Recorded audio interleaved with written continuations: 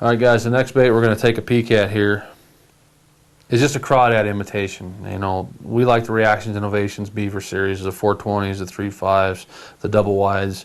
It's the craw imitations that we like. We also use the Gulp 3-inch craw. It's a mauler on the smallmouth, works great. This is a 420. This is a 3.5. Now, if you look back at the tube section, you're going to see split shot, and you're going to see Carolina, you're going to see Texas rigging. You can rig these exactly the same. What I want to show with the craw stuff, guys, is just the options to it. One the guys don't do a lot of is doing the split shot setup, just like we showed on the tube. Just coming through here with a light red hook like that. You got your split shot up the line a ways, throwing it out and just letting her glide down. Okay, that's something a lot of guys don't do right there. Now, here's what I like to do. Here's a couple things that I like to do with these that's different. In the late summer, we have big mats that form. And our mats are traditionally milfoil that's broken loose, it's floated to the top, it's been blown into the shore. It's thick. You can't seem to get anything through it. And this is kind of where I started messing around with this. And I've got some smaller stuff here just to show you, but you would be wanting to use a bell weight, 3/4 ounce, 1 ounce. This is just, I grabbed that out of my box, it was quick and easy, but it's the same principle. Bell weight's going to have the hoop on it. The hoop here is the key. What you're going to do is this, guys. This is something that's hard for people to think of, to do mentally in their head, because when you traditionally rig one of these up, let me grab my G-lock hook here. Traditionally, the way you'll see it is you come through the nose, Texas rig, turn it around like so, find your center, blah, blah, blah, seen it a million times, punch it out like so. You would have your nose weight or bullet weight on there, and there you go. The traditional thought process with the crawdad is you're dragging it this way so that the claws are always out to the back. The reason behind that is a crawdad walks forward, guys. They don't walk around backwards. When they try to get away, they flap their tail up underneath their body, which propels them backwards. Well, this dragging motion is imitating that. When they get ready to fight, defensive posture, they kick up on their tail, the claws come up, and they're ready to grab. All right? But when they're milling around, they're just walking around forward. Okay, they don't go their whole life backwards, trust me. So this is traditional. Everywhere you see a crawdad rig is going to be rigged like this, which is great. Rig it that way, fine. But when you get those thick mats that start to build up, here's what you can do. First thing you're going to do is this. Take that guy. That'll be a bell weight for you guys. It's going to be, 3/4, 1 ounce, like I said, depending on how thick your mats are. You're going to take that guy and insert it right up in here, just like that. And you're starting to question my sanity, I know. Now what you're going to do is you're going to grab your G-lock hook or whatever you're running, and you're going to come right up through the eyeballs. Punch it in. You're going to go your 1/4 inch, staying right in the center, and you're going to pop it out like so. Now what you're going to do is take it up here, spin it, just like we did before, right? Now, this takes a little bit of finesse. You're going to run the hook in. And what you're feeling for, and when you run this thing in, guys, you always make sure you run it in hole open to where the hook's going to go in. So what I do, pull on it. Okay, I'm through that eye. Now what I'm doing is punching that hook out to here. See that? Coming up underneath and flush hooking it. Now when we're fishing these guys, these things are pulled apart just like this. So this is what you're going to have. See how the weight's on the bottom? My line's tied out the front by the eyes.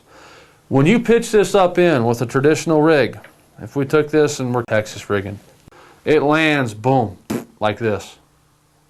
And it's hard to get that because that line is dragging on everything as it's trying to drop down through. So what happens, just so guys with, 1.1 ounce, 1.5 ounce, 2 ounce weights up on here, well, by doing this, our line is now on the top, coming this way, so that when we go and dump this in, it's falling just like this.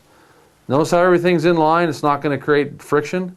The lines come out the top. When it drops down to that mat, the weight pierces it and it falls straight down. When it comes down and sits on the bottom, this thing is going to be tipped up like this. And these claws have some buoyancy, guys. So what they're going to do is everything's going to be kind of tipped up like this. Just kind of like, see what it's wanting to do right there? I know we're not in water, but see how it's trying to tip up? What that's doing is it's putting that crawdad in a defensive posture when you punch it down in there. Then what you do, because anytime you punch, guys, you're not dragging it forward. All you're doing is dropping it into a mat, and you're sitting there and you're shaking it. Pulling it up, dropping it into the next mat, or the next hole, or the next pocket, whatever it may be. So you're not dragging it.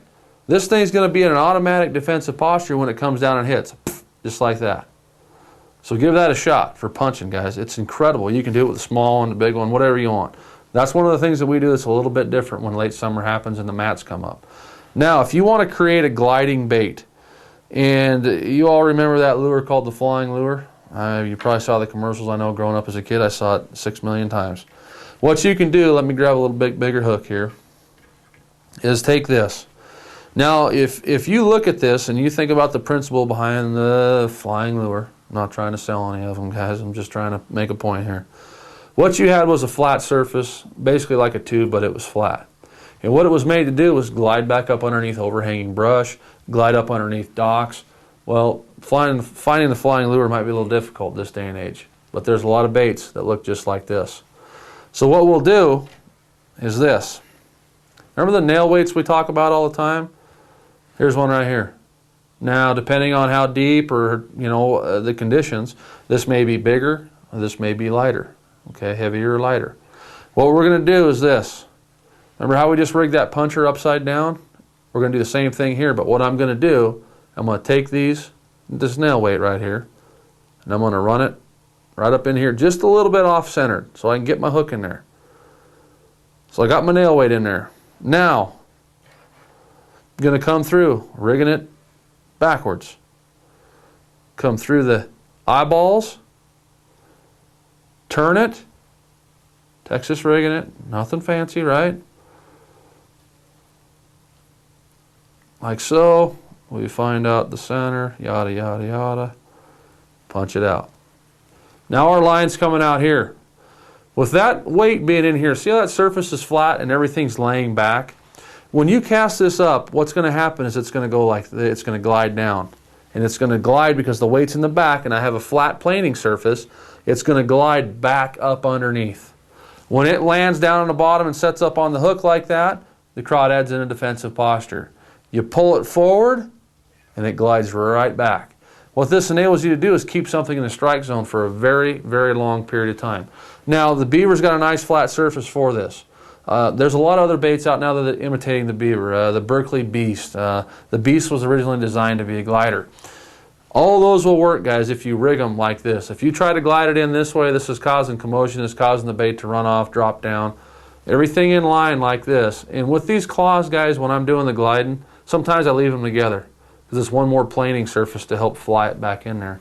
Punch that nail weight in the nose, rig it up Texas backwards. Your buddies will look at you funny, but when you drop it in and she goes underneath the dock 4 or 5 feet and you catch a big fish, you're a stud.